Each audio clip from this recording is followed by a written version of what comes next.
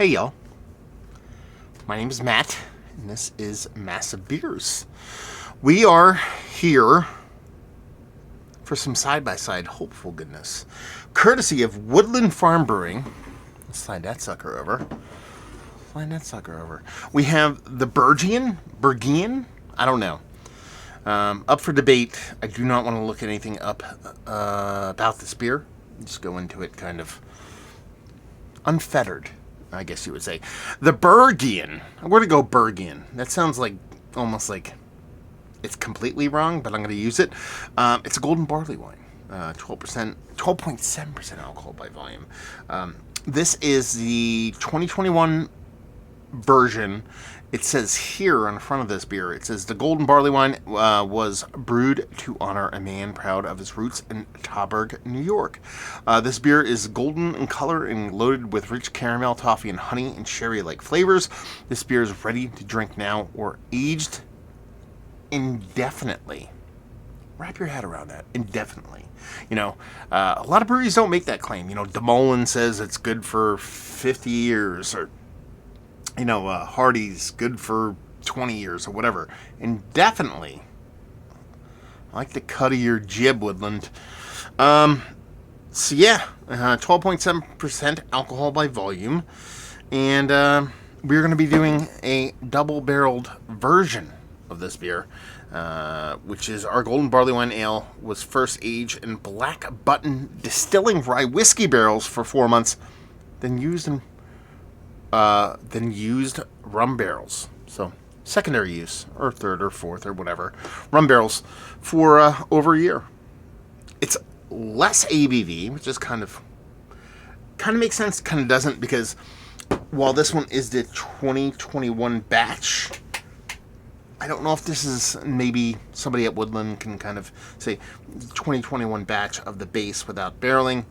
Is this like the 2020 or the 2019 or the 20 whatever, then racked, and the bottling date is the batch number? You know what I'm getting at here? Like, this one was brewed and bottled in 2021. This is brewed and bottled in 2019. By the time I got through all those barrels, it ended up in a bottle. Therefore, it is the 2021 batch. I don't know, because if anything, the ABV is going to go up. Anyway, Woodland Farm Brewing, I can already see a distinct difference as far as coloration goes. You guys are probably not going to be able to see that color-wise, but I can't. Like, this is much, much darker. The barrel-aged version, you would assume that would be the case. And we're going to do the little side-by-side action. Woodland Farm reached out a couple weeks ago, actually, and said, hey, I like the stuff you do. We're going to send you beer. Then we had a little bit of, slightly pornographic exchanges, and then I ended up with beer. I know they because that's a word. They sent beer to Kyle from No Hype Beer Reviews.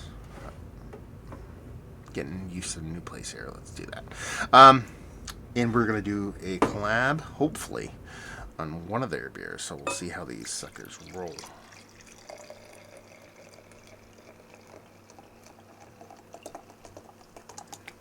Trying to do the double pour. Let's put that sucker there. Put the barrel-aged version there, and that's how we'll roll. Base, barrel-aged, quite a big difference as far as coloration goes. On camera, from what I'm seeing right now, you can see a difference, because especially when I take the hand away, it looked a little bit similar, but if I go like this, you can see this one's much lighter over here. So you have, almost looks like a West Coast IPA as far as color goes. To be perfectly honest with you, that's exactly how that looks. Just this kind of amber kind of coloration, nice kind of creamy, kind of khaki colored head on it. It just looks all the part of West Coast kind of old school IPA. Now this one here, essentially the same exact color, but it has that musty, dirty murk to it. Something that I covet so deeply when it comes to barrel-aged beers or barley wine in general. So this has that kind of deep murk to it. It's exactly the same color. It's just that murk makes this one look a little bit different, a little bit more, depending on how you're viewing this, either darker or lighter, oddly enough. A little more head on this side kind of makes sense with the barrel aging going on that side. golden barley wine. Again, not American, not English, golden barley wine. I assume it's going to be English barley wine in general, just a little bit more sweet. The golden ones tend to be a little bit sweeter. Let's get a nose.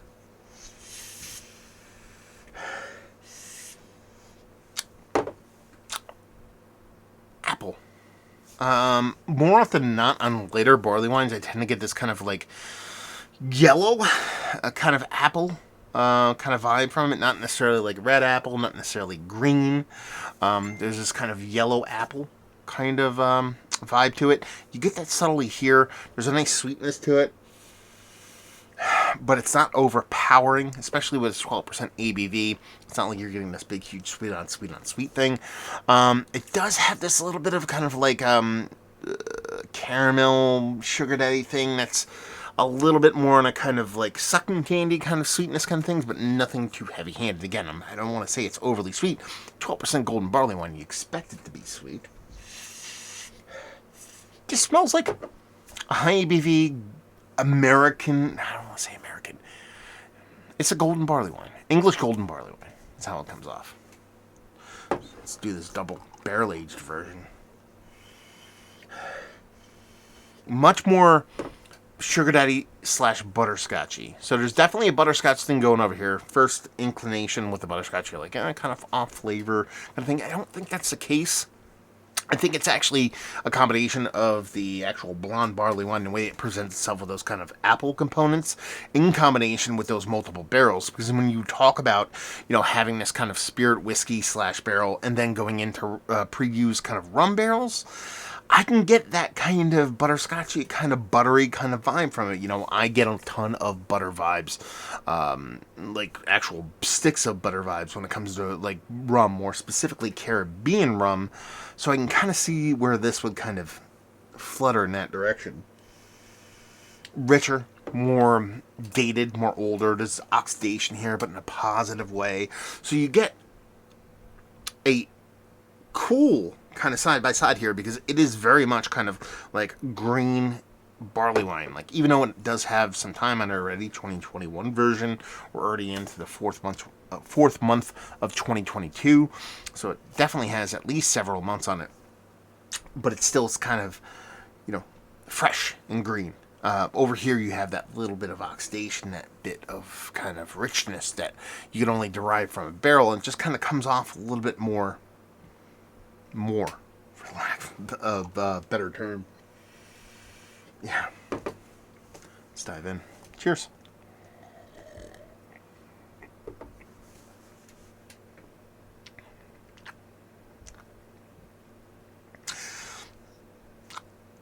That's a golden barley wine. And I mean that in the most kind of textbooky kind of ways. It really does drink like the Merriam-Webster Dictionary or BJCP guideline of like a golden barley wine. It has this kind of English base to it, even though there is a bittering component to it that is decent. But again, you get that kind of level of bittering from an English barley wine when they're relatively fresh. More often than not, we tend to have some time on them. But it has this soft bittering to it, nothing too crazy. And by soft, I mean it's kind of a dated bittering. It's kind of a fuggly, kind of Kent Golding kind of bittering. With this caramel, Werther's original slight appley thing going on. Again, nothing over the top, nothing that screams of any kind of off flavor. It's really just kind of like a textbook version of a golden barley wine. I mean, there's really not much else to say here. Mouth feels fine. It's not going to be confused with thick, but again, relatively fresh barley wine. You're not expecting this huge kind of mouthfeel from it.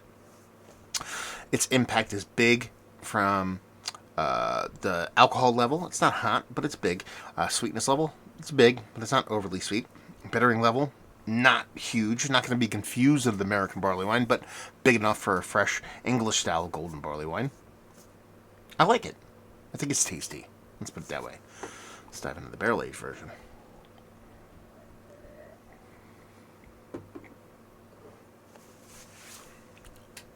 Yeah. I mean, you get all the bits and pieces that you want to derive from barrel aging. You know, there's a shaving of all the corners here, where the base has all the flavors that you would associate with a barley wine, or more specifically, like a golden barley wine. You're kind of getting them over here, but a little bit of filing on the edges. So, you know, the sweetness is still the same bigness, because that's a word. But it just lacks a little bit of sharpness on the edge. And the same thing goes with the hops. Same thing goes with everything. Mouth feels a little bit richer, a little bit fuller. And then when you start to lean into it and kind of start to kind of break down how the barreling works, how the spirit barrel kind of works here, it brings a lot to the table.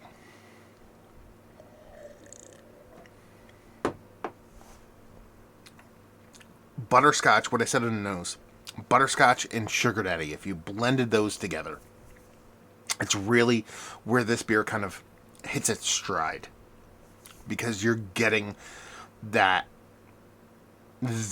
delicious thing that both of those give. Butterscotch not so much, because a lot of people can be off put by that, but I can kind of dig it, especially when it's coming out this way. I don't feel like it's like a negative.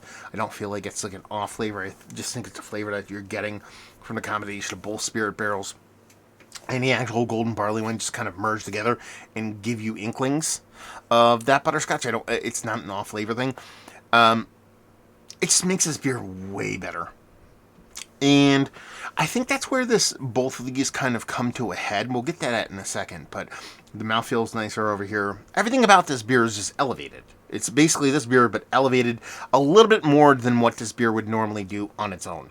So if you age this beer for several years, not indefinitely, but several years, I think you get something that's kind of akin to this beer over here, but I don't think it generally gets this complex, because I think those spirit barrels in time, in a barrel with the type of oxidation you get and the oak tannins that you get from barrel aging, I don't think it gets to here, but it's kind of sort of close.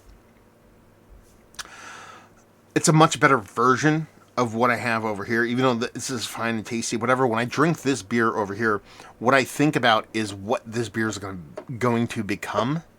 When I drink this beer over here, I think about what this beer actually is, if that makes any sense. I mean, people that age beers will probably kind of make sense of that in their brain a little bit more. But I think there's even somewhere else this can go bigger. You know, I don't know if it's an age thing. I don't know if you take this and age it longer, it's going to become infinitely better. I don't know if you take this and just put it in different barrels, it becomes something. I think that it's the golden barley wine portion of the show here that's kind of, it's more me than anything else. That's kind of the lacking part of it, because for me, one of the best parts of barley wine, English barley wine, is when it ages, it gets this super figgy, datey richness along with that sugar daddy thing. Raisinettiness is what we're going for. I don't think these beers can get to that level because of the golden portion of the show. It lacks that kind of richness and maltness that would get it to where I would like it to go, regardless of what style it's trying to be. I'm just being me and saying I want this beer to be the way I want it to be, which is totally unfair. But I think these end up being very cool here and very cool in several years, but not in a barley wine kind of way. Almost like a golden strong ale kind of way. Like you want to think like a hair to dog but less bittering, or you want to think of a Belgian triple, kind of beer without the yeast esters. It kind of gets more in that vein than it does what I automatically think a barley wine, more specifically an English barley wine, kind of leans towards. But they're fun. They are. Like, I'm not going to sit here and say they're not. Especially doing it side by side. You get that kind of newness over here, and you get kind of a really cool kind of connection to the base. Even though I'm assuming these are similar recipes, but a little bit different year on them, I can get where this beer turned into this beer with its double barreling. And that's the cool part of the side-by-side, is that a lot of times we do these side-by-sides, whether they be with, same beers, different variants, adjuncts, whatever it may be.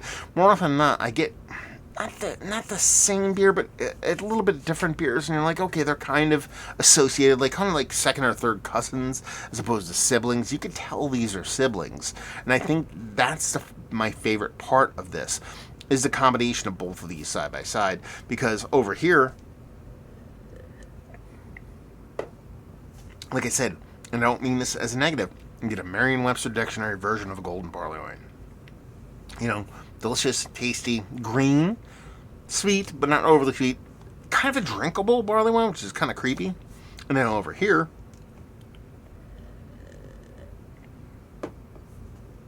just the same beer, but how these barrels and time and oxidation and all those things kind of changed it and morphed it into something that I think tastes a bit better than one over here.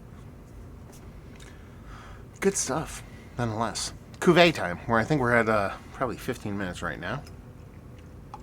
So let's do the old mixture. I think the barrel aged one is just gonna win, but we got to do it for science. Cheers, y'all.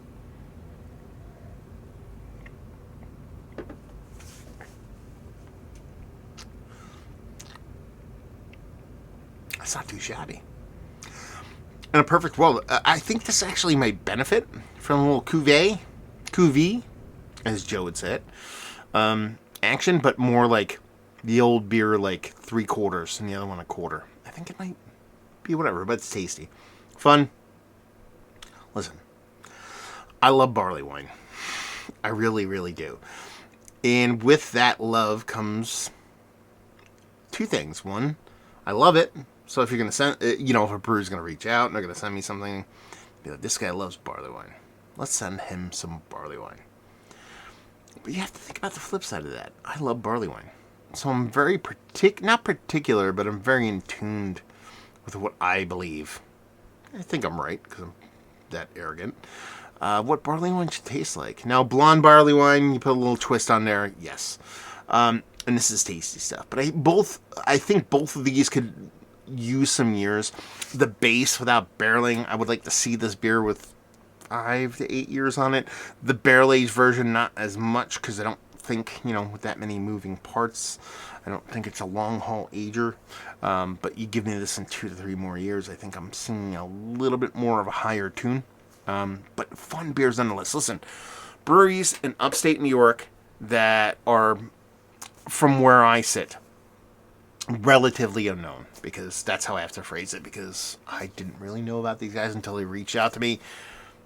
I walk into a tap room, I see a bottle of this on a shelf. Hey, let's open it between the 4 of us. I'm a happy camper. Is it the best barley wines I've had ever? No. But that's a tall order, man. For someone that loves barley wine and really is, give me a 94 Hardy's or an 89 JWLEs, that kind of thing. I don't think it's fair to kind of like hold these beers up to those, but that's what we're doing here. But again, breweries that make barley wine are good barley wine, and that's what these are very few and far between. So I walk in this tap room, I get a draft of this, I get a portion of a bottle of this dude's happy, and I think it's tasty. Yeah, that's all that matters. It's tasty, right? There you go. I'm done. Mount Rushmore status? No, but it's in a conversation. Mount Rushmore status of breweries I've never really had anything from before, in their first foray into barley wine. Yeah. We can kind of pump it up like that. And just let's talk about it. What are your guys' experience? Guys, gals, everything in between. They, them. Doesn't matter. Woodland Farm. Yeah. What is your experience with this beer? And the base. And their beers in general. I have a couple more of their beers to go through. I'm going to do a collab, like I said, with Kyle from No Hype Beer Reviews. That should be pretty fun. So, a bunch of beers to go through. So, thank you very much, Woodland, for sending these off. Hopefully, you guys enjoyed our review. Burp. Hope we'll see you next time. Cheers, y'all.